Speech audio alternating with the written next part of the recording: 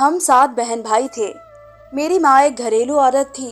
वह घर में ही रहकर पकवान बनाकर बाहर सप्लाई करने का काम करती थी। माँ और हम तीनों बहनें मिलकर खाना पकाते थे और उनको डब्बों में पैक कर देते थे। बाबा और भाई मिलकर उन्हें शहर में बेच देते थे। हम बहनों ने शुरू से ही गरीबी के हालात देखे थे। बाबा ज्यादा बोझ वाला काम नहीं कर सकते थे और भाई अभी छोटे थे, काम क्या करते। सबसे बड़ा भाई 10 साल का था। एक वही बाबा का हाथ बटाता था, बाकी तो अभी छोटे थे। बहनों में मैं सबसे बड़ी थी, इसलिए ज्यादा जिम्मेदारियां भी मुझ पर थी। मैं माँ के साथ मिलकर किचन का सारा काम करवाती, फिर छोटी बहनों को उठाकर लाती तो तीनों मिलकर माँ का हाथ बटा देते थे। हमारे घर के हालात जिस तरह के थे, ऐसी हालत में किसी अच्छे घर का रिश्ता कभी ना आता था। अगर आ भी जाता तो लड़के वाले 100 चीजों की फरमाइश कर देते थे। बाबा के पास तो सिवाय प्यार देने के और कुछ भी नहीं था। इसलिए मैंने खुद ही बाबा को कह दिया था कि मुझे अभी शादी नहीं करनी। मेरे बार बार इनकार करने पर बाबा खुद ही खामोश हो गए थे। लेकिन इस दिन बाबा फिर जिद पर आ गए थे कि मुझे मना कर ही दम लेंगे। बाबा, मुझे अभी शादी नहीं करनी, आप क्यों परेशान हो रहे हैं मेरे लिए? कैसी बेवकूफ़ वाली बातें कर रही हो? कल ही हमारे घर रिश्ते करवाने वाली एक अच्छे पढ़े लिखे लड़के का रिश्ता लेकर आई थी। रिश्ता अच्छा था, इसलिए बाबा मुझे मनाने की हर मुमकिन कोशिश कर रहे थे, मगर मेरे इनकार पर खामोश हो गए। बाबा, आप जिनको अच्छा अच्छा बोल रहे हैं, अगर कल को उन्होंने भी बड़ी बड़ी फरमाइश कर दी तो फिर क्या करेंगे? ऐसे में हम कह देंगे कि हमें लड़का पसंद नहीं आया। मैं बाबा के सामने हल्की सी आवाज में बोली थी। इसके बाद बाबा अपनी गरीबी पर रो दिए थे, जिसकी वजह से ना चाहते हुए भी उनकी परेशानी देखकर मैंने उनके सामने सर झुका लिया। मेरी हाँ कहने की देर थी, बाबा ने फौरन उन लोगों को हाँ कर दी थी और कुछ ही दिनों में मेरी सादगी के साथ शादी करके मुझे विदा कर दिया गया। मेरा घर तो लोगों से भरा रहता था, जबकि यहाँ पर तो मैं बस अकेले ही थी। मेरे ससुर अंधे थे, वो देख न सकते थे। मुझे उनकी तरफ से कोई परेशानी का सामना नहीं करना पड़ा था, मगर हाँ, उनको देखकर मुझे अजीब सा जरूर लगता था। कहने को तो वे अंधे थे, मगर मेरी तरफ यूं देखते थे जैसे कोई आंखों वाला देख रहा हो। उनके देखने पर मेरे पूरे वजूद में डर की एक लहर दौड़ जाती थी, मगर मैं कुछ बोल नहीं सकती थी। ससुर के अलावा मेरी एक ननद भी थी, जो कि शादीशुदा नहीं थी और अभी पढ़ रही थी। वो सुबह कॉलेज जाती थी और शाम को एकेडमी। मैं ननद की वजह से बड़ी सुकून से थी। वो कभी मेरे काम में दखलंदाजी ना करती थी, बल्कि जब भी मेरा पति लड़ता झगड़ता वो हमेशा मुझे समझाती थी।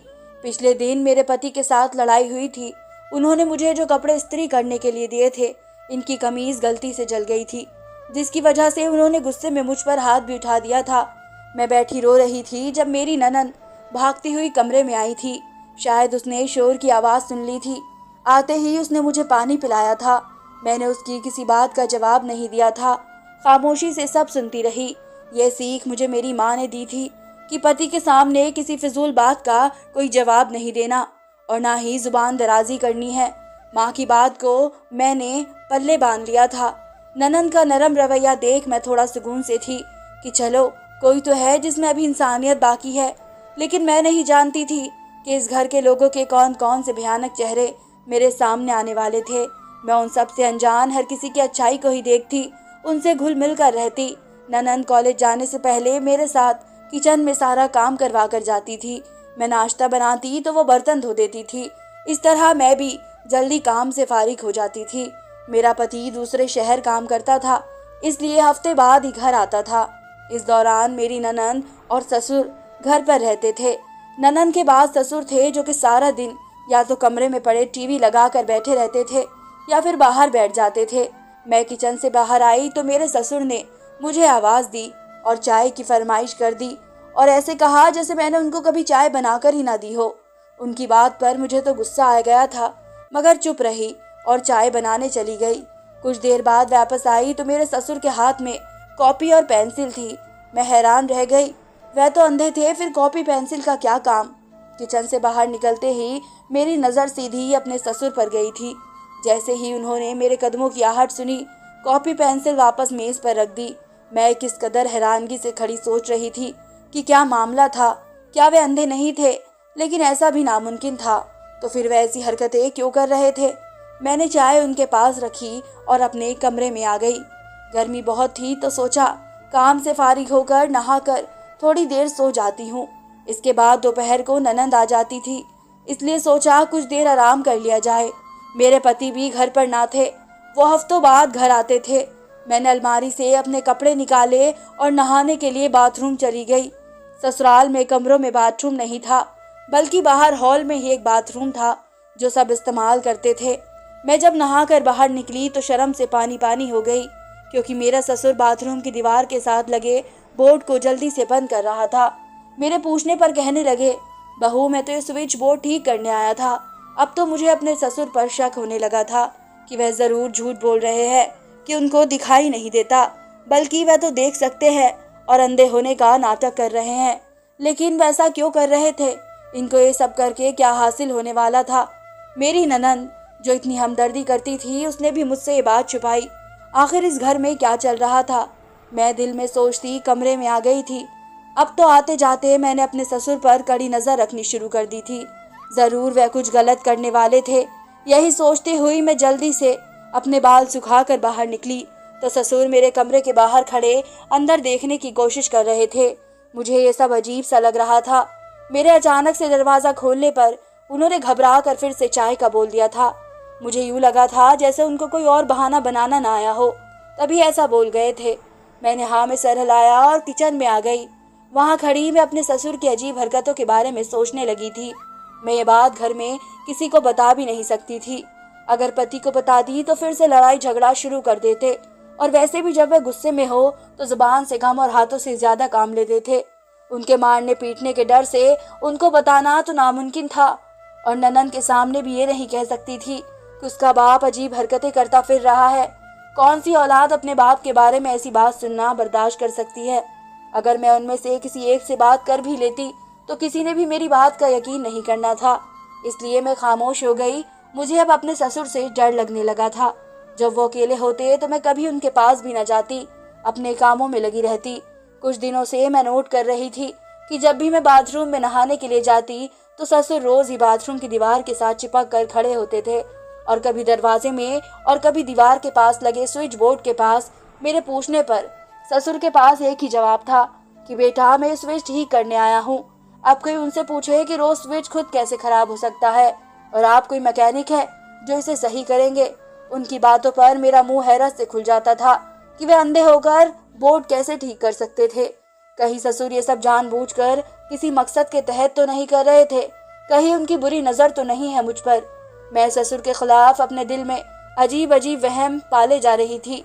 उनके काम ही ऐसे थे कि मुझे उन पर शक करना पड़ रहा था। जब तक मैंने चाय बनाई तब तक मेरी ननंद कॉलेज से लौट आई थी। क्या हुआ भाभी, आप अभी तक किचन में ही हैं? खैर क्या बना रही हैं आप? मैं किचन में अपने ससुर के बारे में सोच रही थी जब अपनी ननंद की आवाज पर मैंने चौंक कर उसकी तरफ देखा था।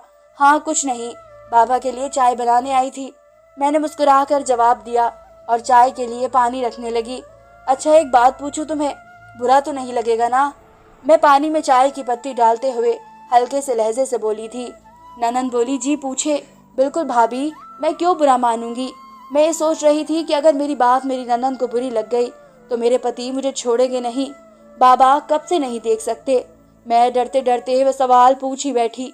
मेरी बात पर उसने खाली गिलास नीचे रखते हुए कहा था, उनके साथ कोई हादसा पेश आया था जिसके नतीजे में उन्होंने अपनी आंखों को खो दिया था। मेरी ननंद अपने बाप के अंधेपन के बारे में सोचकर दुखी लहजे में बोली थी। मैं भी चुप सी हो गई थी। मैं ससुर की अजीब हरकतों के बारे में उसे बताकर खुद से नफरत नहीं करवाना चाहती थी, इसलिए मैंने उसका ध्यान बांटने के लिए उसे काम पर लगा दिया। अच्छा लो, ये चाय बाबा को दे आओ, मैं खाने की तैयारी कर लूँ। मैंने चाय का कप इसको दिया और खुद अपने दिमाग से सारी सोच झटकी सब्जी बनाने लगी।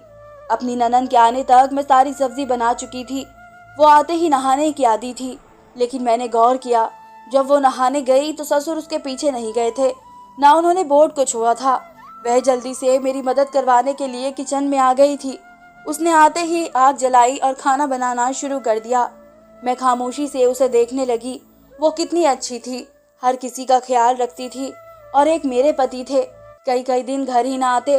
उनके दोस्त भी वही काम करते थे, लेकिन मैं तो शाम को घर लौट आते थे, मगर मेरे पति ना आते थे। अगर कभी जल्दी आ जाते तो आते ही चीखना चिल्लाना शुरू कर देते, और कभी ज्यादा गुस्सा होता तो हाथ भी उठा देते थे। छोटी छोटी बातों को लेकर मुझे ताने देते। अगर कोई नुकसान हो जाता तो मेरा जीना दुश्वार कर देते। मैं उनसे काफी डर कर रहती थी। मैं खड़ी अपनी ननद को बड़ी मोहब्बत से देखकर अपने पति का सोचती दुखी हुई थी, मगर किसी से कुछ कह नहीं सकती थी। क्या हुआ भाभी, क्या देख रही हैं आप? कहीं मेरी शक्ल में आपको भाई की याद तो नहीं आ रही? मुझे अपनी तरफ देखता पाकर मेरी ननद ने बड़ी खुश होकर पूछा था। मैं उसकी बात पर हल्के से मुस्कुराकर वहां से निकल आई थी। अब मैं उसे क्या बताती कि इसका भाई इस जैसा था ही नहीं, वह तो एक जालिम और जबर इंसान था। कमरे में आकर मैंने अपनी आंखें साफ की और मुंह धोकर फिर से किचन की तरफ चल दी। अगले दिन भी सब काम करने के बाद रोज की तरह नहाकर निकली तो मेरा दिल धक से रह गया था। मेरे ससुर बाथरूम के दरवाजे के साथ कुर्सी लगाकर खड़े थे। मुझे बाहर आता देखकर भी वे अपनी जगह से ना हिले तो मेरे माथे पर बल पड़ गए थे। मैं उनको वहीं छोड़कर कमरे में आ गई। मेरा दिल जोर जोर से धड़क रहा था। डर ने मेरे दिल पर कब्जा जमा लिया था। अब तो मुझे पूरा यकीन हो गया था कि मेरा ससुर मुझ पर बुरी नीयत रखे हुए है। मैं ये ख्याल आते ही जैसे कांप गई थी। मैं तो अपने पति को भी नहीं बता सकती। मेरे अपने ससुराल में मेरी इज्जत सुरक्षित नहीं रही थी। ससुर ऐसा क्यों कर रहे थे? ये सब मेरी सोच से बाहर था। मैंने रोते हुए अपने रब के आगे सर झुका दिया था। इसी से अपनी इज्जत की हिफाजत की भीख मांगती थी। मेरे तो माँ बाप भी इस काबिल न थे कि किसी से उनकी शिकायत लगाकर उन्हें उनके इरादे से पहचान करा सकूं। वह तो खुद एक एक पैसे के मोहताज थे। वो मेरी मदद कहाँ से करते? मुझे कुछ समझ नहीं आ रहा था। इसके बाद मैंने हिम्मत की और खुद को मजबूत किया। मैंने सोच लिया था कि उनके सामने जाऊंगी ही नहीं। इस दिन के बाद मैं दोबारा अपने ससुर की मौजूदगी में अकेली न नहाई थी। जब मेरी ननद कॉलेज जाने लगती तो मैं उससे बात कर किचन में आ जाती। गर्मियों की वजह से ज्यादा नहाने को दिल करता था, लेकिन ससुर की वजह से अब मैं चौकन्नी रहने लगी थी। ससुर के सामने कम से कम जाने की कोशिश करती थी। जाने इस बोर्ड में ऐसा क्या राज था जो वे हर वक्त उसी बोर्ड के सामने खड़े रहते थे। मैं अपने कमरे से निकली तो ससुर सामने ही बाथरूम की दीवार के साथ लगे स्विच बोर्ड के साथ छेड़छाड़ कर रहे थे। फिर मैंने जब गौर से देखा तो मेरी हालत खराब होने लगी थी। अब तो मेरे दिमाग में हजारों सवाल गर्दिश करने लगे थे। कहीं स्विच बोर्ड के पीछे सुराग तो नहीं है जिससे ससुर जी मुझे नहाते हुए देखते हैं? यह सोच आते ही मेरे रोंगटे खड़े हो गए थे। देखने में तो वैसे नहीं लगते थे, मगर हरकतें किस कदर घटिया कर रहे थे। अब ये बात तो जाहिर हो चुकी थी कि ससुर अंधे ना थे, लेकिन ड्रामा वे अभी भी अंधे वाला ही कर रहे थे। वो बोर्ड को ऐसे हाथ लगा रहे थे जैसे उनको कुछ नजर ही ना आ रहा हो। उनको ये भी डर ना था कि गलती से उनको करंट लग सकता है, लेकिन अब उनको समझाता कौन? वह तो अपने अंधेपन के ढोंग में अपनी हवस पूरी करने के चक्कर में थे, जिसकी वजह से वे सब भूल बैठे थे कि मैं उनकी बहू हूँ, उनके सगे बेटे की बीवी। मुझे अब उनसे डर के साथ साथ नफरत भी महसूस होने लगी थी। मैं अपनी उल्टी सीधी सोचों से तंग आ गई थी। अब तो मुझे देखना था कि ससुर इस स्विच बोर्ड में रखते क्या है, या फिर वह उसके जरिए से मुझे देखते थे। मैंने एक प्लान तैयार किया और ससुर के सोने का इंतजार करने लगी। सोच सोच कर मेरा तो सर चकराने लगा था, मगर कोई एक सिरा भी मेरे हाथ ना आ रहा था। फिर शाम होने वाली थी, मगर मेरे ससुर हॉल से ना तो बाहर जा रहे थे और ना ही अपने कमरे में सोने के लिए गए थे। जरूर वो मेरी वजह से इस बोर्ड की हिफाजत कर रहे थे, मगर मैं भी अब उनको ऐसे नहीं छोड़ने वाली थी। अब उनकी हकीकत सबके सामने लाकर ही उनको छोड़ने वाली थी, ताकि उनका बेटा और बेटी भी अपने बाप की उम्र में किए गए गंदे काम को देख सके। मैं दिल में सोचती हल्के हल्के से बाहर झाँक कर अपने ससुर को देखती जा रही थी। वो भी जाने क्या सोच कर वहाँ बैठे हुए थे कि उठने का नाम ही नहीं ले रहे थे। मैं कमरे में चक्कर काटते काटते थक गई थी। अब मेरा सब्र भी जवाब देने लगा था। कुछ देर बाद मैं फिर से हॉल में आई तो मेरे ससुर वहाँ नहीं थे। मेरी तो खुशी की इम्तिहान आ रही थी।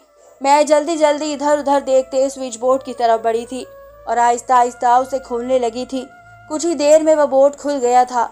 इससे पहले कि मैं उस बोर्ड में मौजूद वह कागज का टुकड़ा पकड़ती, जो कि बिल्कुल ही अलग सा लग रहा था, कि मुझे आहट महसूस हुई। मेरा तो सांस ही रुक गया था, लेकिन जब पीछे देखा तो कोई भी नहीं था। मैंने जल्दी से स्विच के बोर्ड को थोड़ा सा खोला तो बहुत सारे सफेद कागज निकलकर मेरे कदमों में गिर गए थे। मैं तो हैरत से मुंह खोल उसे देखे जा रही थी। मैंने नीचे जमीन पर बैठकर एक कागज को उठाया और खोल कर देखा तो मेरा हैरत से बुरा हाल हो गया था, क्योंकि वह कागज बिल्कुल खाली था। ये क्या चक्कर था? अगर ये खाली था तो मेरे ससुर उनको यहाँ क्यों रखते थे? मेरा शक था कि खत्म होने का नाम न ले रहा था। इस राज को मैं जितना सुलझा रही थी, यह उतना ही उलझता जा रहा था। क्या मैं ससुर से जाकर खुद पूछ लूं कि वे ये सब क्यों कर रहे थे? मैंने वे सारे कागज उठाए और अपने कमरे में ले आई। अब मैं एक उलझन से निकलकर दूसरी में गिरफ्तार हो गई थी। जाने क्या मामला था, अब इसमें ससुर का क्या मकसद हो सकता है, ये मुझे समझ नहीं आ रही थी। शाम होते ही मैं वो सारे खाली कागज लेकर अपने ससुर के कमरे में आ गई। उससे ज्यादा सोचने की मुझ में हिम्मत नहीं थी, इसलिए मैंने ससुर से साफ साफ बात करने की ठान ली थी। बाबा, ये सब क्या है? मैं जब भी नहाने जाती हूँ आप वहाँ पर बोर ठीक करने लग जाते हैं। पहले मुझे लगा शायद आप आकर बोर ठीक करते हो, लेकिन फिर मुझे महसूस हुआ जैसे आप मुझे देखते रहते हैं। और अब तो मैंने इस दिन आपको बोर्ड में कोई कागज रखते हुए देख लिया था। अब आप मुझे सच सच बताएं कि आप ये सब क्यों कर रहे थे? मैंने बिना कोई और बात किए वो कागज अपने ससुर के सामने रखते हुए हैरानगी से पूछा था। मेरी बात पर वो धीरे से मुस्कुराए और उठकर दरवाजे को बंद कर दिया। उनके इस अंदाज ने मेरी जान निकाल दी थी। मुझे अपनी गलती का एहसास हुआ था कि मुझे अकेले उनके कमरे में नहीं आना चाहिए था। मैंने घबरा कर सोचा था। उससे पहले कि मैं बाहर की तरफ भागती, दरवाजे के पीछे से मेरी ननद निकल आई। वो भी मेरे ससुर की तरह मुझे देखकर मुस्कुरा रही थी। मैं हैरान परेशान खड़ी ससुर और ननद को देख रही थी। आखिर ये मामला क्या था? बेटा बैठ जाओ। मेरे कांपते वजूद को देखते हुए उन्होंने अपनी बेटी को इशारा किया और उसने मुझे पास रखी कुर्सी पर बैठा दिया था। बेटा, किसी को गलत समझना और उस पर इल्ज़ाम लगाना बहुत आसान है। इसी तरह गलत के सामने खामोश रहना भी गलत ही कहलाता है। अब देखो, मैंने तो कुछ बुरा किया नहीं, बस मेरे अंदाज को देखकर और अपने दिमाग में मुसलसल सोचते हुए तुमने मेरे बारे में एक राय कायम कर ली। इसके अलावा अब तुम चाहो भी तो कुछ नहीं देख सकती। तुम्हें लगा मैं तुम्हें बुरी नज़र से देख रहा हूँ, लेकिन ऐसा कुछ भी नहीं है। जबकि मैं तुम्हारा ससुर हूँ और उम्र और अहद में भी तुमसे बड़ा हूँ। जब तुम मुझ पर शक कर सकती हो, मुझसे सवाल कर सकती हो, तो यही सब अपने पति के बुरे रवैये पर उससे सवाल क्यों नहीं करती? जब मेरा बेटा तुम पर हाथ उठाता है, तुम्हें मारता है, तो तुम आगे से उसे रोकने की बजाय मार खाकर क्या साबित करना चाहती हो? इससे तुम इसे और छूट दे रही हो। अब तो वह कमरे की चार दीवारी में ये सब करता है। अगर अभी इसे ना रोकोगी तो ये सब हमारे सामने भी होगा और इसके बाद पूरे मोहल्ले के सामने भी। फिर तुम्हें इसके कहर से हम भी नहीं बचा पाएंगे। मेरे ससुर ने मेरे सर पर हाथ फेरते हुए मुझे प्यार से समझाया तो मेरा सर शर्म से झुक गया था। मैं उनके बारे में क्या क्या सोचती रही थी। मुझे अपनी सोच पर शर्म आ गई थी। वो तो मुझे समझाने के लिए ऐसा कर रहे थे कि जब आप गलत हो तभी आवाज़ उठाओ, और अगर आपके साथ ही गलत हो रहा हो तो अपनी इज्जत और नफ्स के खातिर सामने वाले के सामने डटकर खड़े हो जाओ। उनकी ये बात मुझे शायद समझ ना आई, लेकिन ससुर ने जैसे उसकी मिसाल दी थी और मुझे अपने हक में बोलना पड़ा था। अब मैंने सोच लिया था कि पति से इस बारे में बात करूंगी और अब मैं उनसे मार नहीं खाऊंगी, बल्कि उनको प्यार और मोहब्बत से समझाऊंगी। मैंने रोते हुए उनसे माफ़ी मांगी थी। भाभी, हमारा मकसद बस आपको समझाना था। आप भाई से पूछे कि वो इतने इतने दिन कहाँ रहते हैं, काम ढंग से क्यों नहीं करते और आपके साथ उनका रवैया ऐसा क्यों है। आज ये सब हमने महसूस किया है, कल को ये सब महसूस करेंगे तो आप क्या करेंगी? किस किस को सफाई देते फिरेंगी? ननद ने मुझे प्यार से समझाया था। मैं इसको हैरत से देखने लगी, यानी वह भी इस ड्रामे में शामिल थी। मैं कैसे पूछूं उनसे कुछ भी? वह तो जरा सी बात पर गुस्सा होने लगते हैं। मैंने घबरा कर कहा था, ऐसे ही जैसे अभी बाबा से आकर आपने पूछा है कि वैसा क्यों कर रहे थे। मैंने अब उनकी बात समझते हुए सर झुका लिया था और दिल में सोच लिया था कि मैं अपने पति से ज़रूर पूछूंगी कि वो मेरे साथ ऐसा रवैया क्यों रखते हैं। शाम होते ही मैं अपने कमरे में आ गई थी। मुझे जानकर भी खुशी हुई थी कि मेरे ससुर देख सकते थे। वह बस मुझे सबक देने के लिए ऐसा कर रहे थे। शादी पर तो मैंने उनको देखा ना था, अपने ससुराल जाकर ही वह मुझसे मिले थे। उनका कहना था कि उनका बेटा बहुत बिगड़ा हुआ है। जब शादी से पहले उन्होंने अंधे होने का ड्रामा किया तो उसे अपने बाप की भी इतनी फिक्र नहीं हुई थी, ना उसने कोई ध्यान दिया था। मैं बिस्तर पर लेटने के इरादे से बैठी थी जब मेरे पति ने आते ही मुझे हुक्म दिया था, मेरे लिए खाना लेकर आओ। मैं खामोशी से जाकर उनके लिए खाना लेकर आऊं। खाना देखते ही वे गुस्से से मुझ पर बरस पड़े थे और इससे पहले मुझ पर हाथ उठाते मैंने उनका हाथ रोक दिया था और साफ साफ कह दिया कि अब मैं उनकी मनमानी और बर्दाश्त नहीं करूंगी। साथ ही मैंने उनको ये भी बता दिया कि मैं प्रेग्नेंट हूँ और अब मैं उनके साथ नहीं रह सकती। वरना मेरे होने वाले बच्चे पर असर पड़ेगा। अगर बेटी हुई तो उसको अपने बाप का किया भुगतना पड़ेगा, और अगर बेटा हुआ तो वह भी बाप की तरह अपनी माँ की औकात दो कौड़ी की समझा करेगा। मेरी बातें सुनकर वो अपनी जगह पर जम से गए थे। फिर होश में आते ही मेरे गले से लग कर रोने लगे और मुझसे माफ़ी मांगने लगे। मुझे लगा वो पागल हो गए हैं। मैंने उन्हें दूर किया और कपड़े पैक करने लगी। मैं जा तो नहीं रही थी, बस उन्हें डराना चाहती थी। तब वो जल्दी से बोले थे कि वो अपने किए पर शर्मिंदा है। उन्होंने बताया कि शादी से पहले इनके दोस्त ने मशवरा दिया था कि वो अपना चेकअप करवा ले। न जाने कितने ही लड़के शादी से पहले अपने दोस्तों को ऐसे मशवरे देते हैं। उसने भी इसकी बातों में आकर जब टेस्ट करवाया तो अगले दिन उनके दोस्त ने उन्हें बताया कि वो कभी बाप नहीं बन सकता है। ये बात उसने दूसरे दोस्तों को भी बता दी थी। तब से मेरे पति का सारा ध्यान खत्म हो गया था। वह अपना सारा गुस्सा घर आकर मुझ पर, अपने बाबा पर निकालते थे। कभी कभी तो बहन को भी ना छोड़ते थे। मैंने पति की बात सुनकर एक फैसला किया था और अगले दिन उन्हें अपने साथ अस्पताल ले गई थी। वहाँ जब टेस्ट करवाया तो पति की रिपोर्ट बिल्कुल नॉर्मल थी। तब पता चला मेरे पति का वह दोस्त उनकी कामयाबी से जलता था। उसकी शादी हुई तो बीवी भी उसे झगड़ने वाली ही मिली और जल्द ही इसकी तलाक हो गई। इसलिए वो चाहता था कि मेरा पति अपने हाथों से अपना घर बर्बाद कर ले। अगर मेरे ससुर वक्त रहते मुझे ना समझाते तो शायद ये सब वाकई में हो चुका होता। अब मैं अपने पति के साथ एक खुशहाल जिंदगी गुजार रही हूँ। हमारी एक फूल सी बच्ची है। मेरी ननद का रिश्ता भी पक्का हो गया है। वो भी चंद दिनों में ससुराल चली जाएगी। मेरे ससुर मुझे बिल्कुल वैसे ही प्यार करते हैं जैसे मेरी ननद से करते हैं। मेरी बेटी मैं तो उनकी जान बसती है। मैं भी बिल्कुल अपने बाबा की तरह उनका ख्याल रखती हूँ और हर मुमकिन कोशिश करती हूँ उन्हें खुश रखने की। आज भी कभी कभी ख्याल आता है तो सोचती हूँ कि अगर मेरे ससुर मुझे ना समझाते तो शायद अब तक मैं अपना घर उजाड़ लेती। लेकिन एक सोच जो आज तक अटकी हुई है वो ये है कि मेरे ससुर का जो प्लान मुझे समझाने का था वो ठीक नहीं था, क्योंकि उनके इस प्लान की वजह से बहुत गलत ख्यालात मेरे दिमाग में जन्म ले चुके थे। धन्यवाद दोस्तों।